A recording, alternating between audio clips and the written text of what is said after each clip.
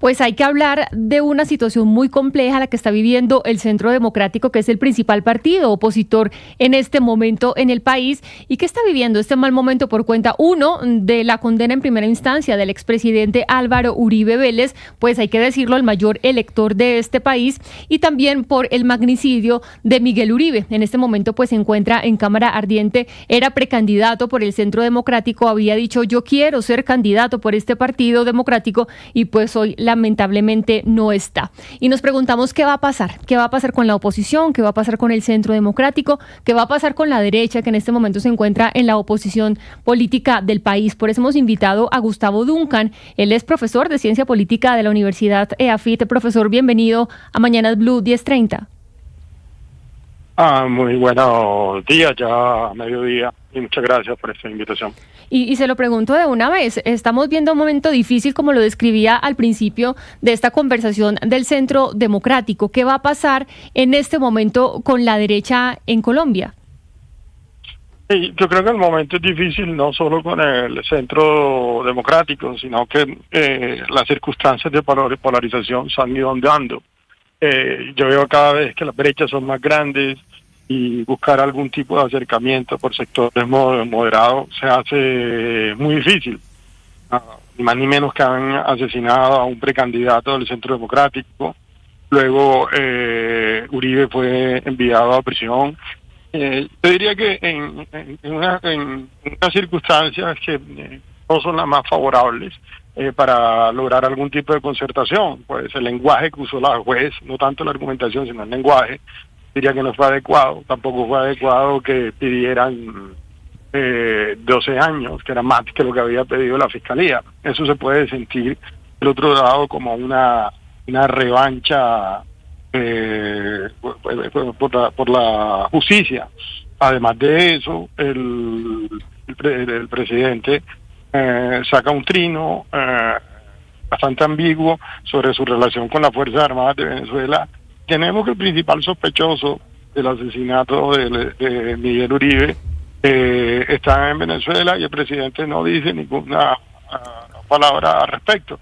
Entonces, la situación que se encuentra ahora es bastante compleja. Sí. Ahora, yo creo que no podríamos pensarlo solo en el Centro Democrático, sino en la derecha en general.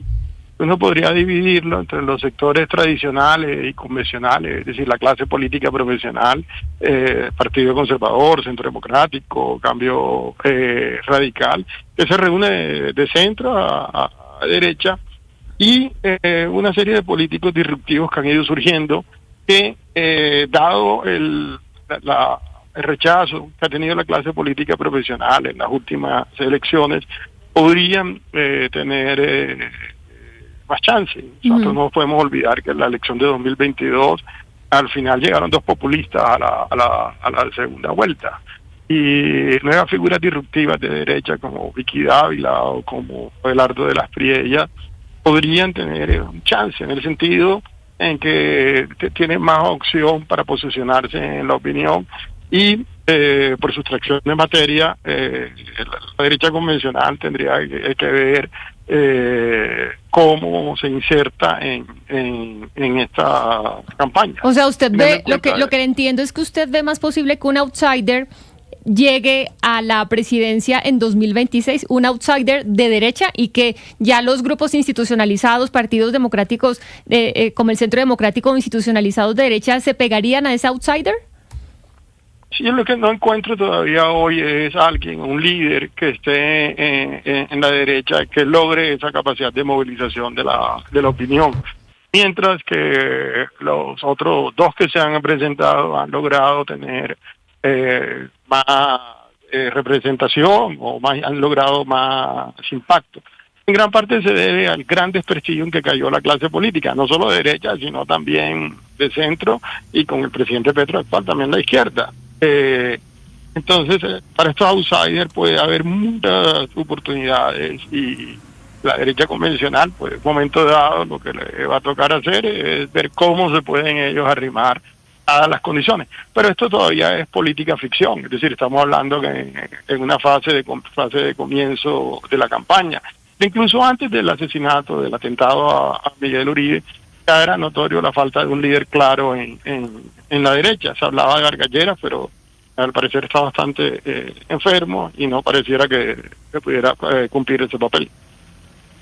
Profesor Duncan, esta reconfiguración o este giro que debe tener la derecha para elegir un candidato, usted nos menciona dos personas que son Abelardo de la Espriella, que es de la costa Caribe, nos menciona a Victoria Eugenia Dávila, que ella pues también es de región, pero no es de región, es decir, nació en región, pero ella se hizo en Bogotá y hace mucho tiempo está en Bogotá. Lo mismo el señor de la Espriella, uno lo asocia más con el centro que con la periferia, que con las regiones. Le quiero preguntar por el papel de las regiones. Es decir, menciono estos candidatos porque no creo que se puedan incluir como candidato regional. ¿Usted cree que en las regiones hay, digamos, ese músculo para proponer un nuevo candidato o una nueva candidata de derecha? Pues si nosotros nos fijamos en los resultados de las últimas elecciones, en la mayoría teníamos que dividir dos regiones, o sea, lo que eran las costas, es decir, esa casi media luna formada por la costa pacífica y la costa atlántica y la Amazonía, ganó Petro, pero el resto del centro del país ganó Rodolfo Hernández. Es decir, hay espacio en las regiones para la derecha hay. Y necesariamente un candidato puede venir de las regiones, pero tiene que hacerse mínimo en Bogotá, porque es donde está el grueso de la votación, es el grueso donde están la mayoría de las agencias del Estado, incluso los medios de comunicación. Entonces yo no vería eso como algo tan complicado. En su momento se puede hacer llevar las campañas a las regiones cuando ya entremos ya en una fase electoral más adelantada. Sí. Profesor Duncan, ¿qué significa para la derecha la pérdida de Miguel Uribe?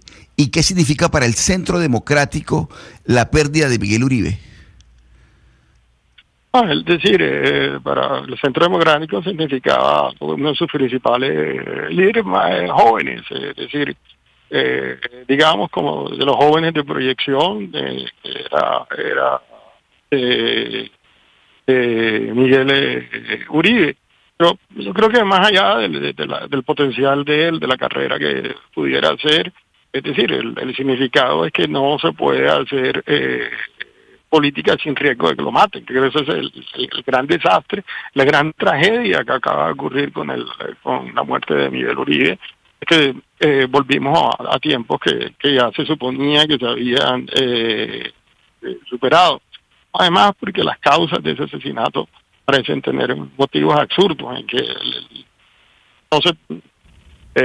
los propósitos políticos no son claros y las razones de que es el principal sospechoso tampoco son claras. De hecho, pareciera casi que esto fue por una suerte de venganza. No hay un propósito político que sea claro, como incluso ocurría en los asesinatos de los años, sobre todo en finales de los 80, donde había como mayor claridad de qué era lo que estaba ocurriendo. Ahora todo toma por más sorpresa.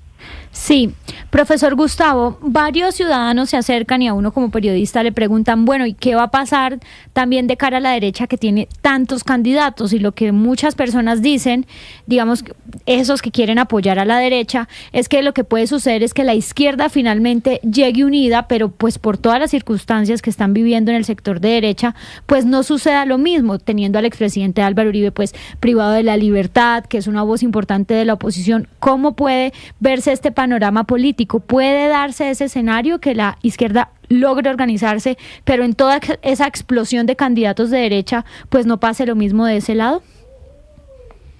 Yo creo que la izquierda, a su vez, ha tenido un cambio con el proceso de Uribe. Yo creo que se proyecta un candidato de las entrañas de izquierda como Iván Cepeda. O sea, el gran triunfador en el proceso de Uribe fue Iván Cepeda, que ahora sí se muestra ya un candidato mucho más sólido, proveniente de la izquierda. Es decir, ya no tienen que ir a buscar candidatos más de centro o candidatos de los que se sospeche de su verdadero compromiso, como podría ser un Daniel Quintero, como podría ser un Roy Barreras. Aquí esto podría ser un candidato más sólido y estaría en condiciones de pedir ya a sectores de centro que se adhieran. Porque creo que eso que puede ser el resultado de esa brecha que se abre. De hecho, lo que uno se pregunta también es el centro. O sea, ¿cuál puede ser el discurso del centro en estos momentos de tanta polarización? Porque no pareciera que de la presidencia y de la izquierda se quisiera llegar a una situación de reconciliación. La derecha después lo ha ocurrido tampoco. La conciliación le toca al centro, pero crear un discurso y una narrativa política que sea viable para las próximas elecciones se nota bastante difícil y es una tarea que no va a estar fácil de aquí a las elecciones del 2026. Pues eso sin tener en cuenta todos los acontecimientos que puedan pasar, porque estamos de todas maneras adivinando o presagiando sobre unos sucesos en los que todavía falta mucho tiempo para que ocurran.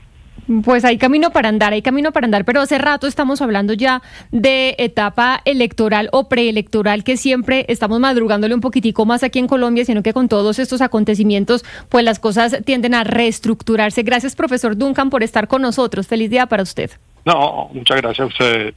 Y la pregunta acá, Óscar, es qué va a pasar con el centro, porque siempre se dice que en Colombia no somos del centro en el espectro político, pero con esta pugnacidad y con todo esto que está sucediendo, pues de pronto el centro le pega al perrito, como dicen por ahí, o como dice el profesor Duncan, un outsider de derecha llega al poder y ahí pues se vería la reestructuración y el reacomodamiento de fuerzas políticas en el país.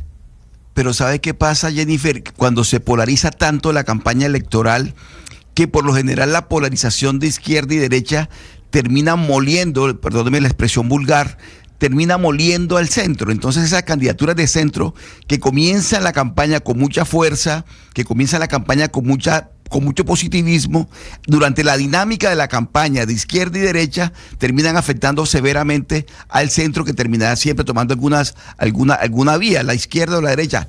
Pues uno esperaría que el centro tenga más protagonismo político en esta oportunidad, precisamente porque la polarización cada día es más creciente. Hay que esperar cuál es la dinámica de la campaña, pero tiene razón el profesor Duncan, yo creo que todavía falta mucho.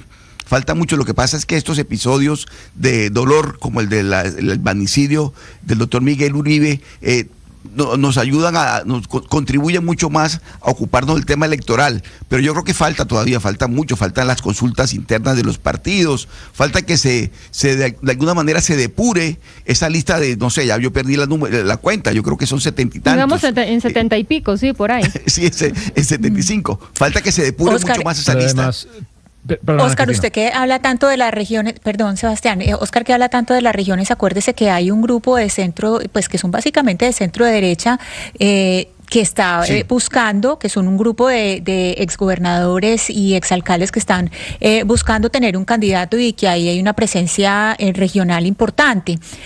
Pero yo le quería hacer una pregunta a Óscar, porque yo no sé la lectura de Abelardo de la Espriella, que sí, pues lo podemos calificar como un outsider, pero yo no tengo claro si él ha hecho su carrera siempre desde la costa o desde Bogotá, porque uno desde afuera lo asocia un poco más al centro de la ciudad, me refiero al centro del país, no al centro político, porque es claro que él es de derecha, sino él ha hecho su carrera más desde el centro, desde Bogotá o en la costa, que no tengo eso claro. No, Abelardo ha tenido un vínculo directo con la costa. De hecho, aquí en Barranquilla tiene una oficina de abogados, su oficina de abogados bastante grande y muy influyente. No claro. Pero sí, en la región está muy fuerte, en Córdoba, en el Atlántico, en general en la región Caribe ha estado muy fuerte y muy activo. Sí. No, pero es que, Óscar, les quería comentar que pues lo de los partidos tradicionales y lo de la derecha pues tiene poca presentación en mi opinión, pensando en los intereses de ellos, porque pues el pacto histórico sí tiene 4 o 5 candidatos potables, pero nadie tiene duda de cuál es el norte, en qué creen, qué quieren, nadie tiene duda quién es el líder político. Ya definieron pues que en octubre van a hacer una consulta previa y después irán a otra cosa más grande, como que el método de pelear el próximo año ya lo tienen claro. Las fichas son 4 o 5 personas, de ahí no saldrá, pareciera ser. En cambio, del otro lado es un caos. Cualquier persona que tenga perdón si suena ofensivo, pero 1.000 seguidores en redes sociales piensa que es presidenciable.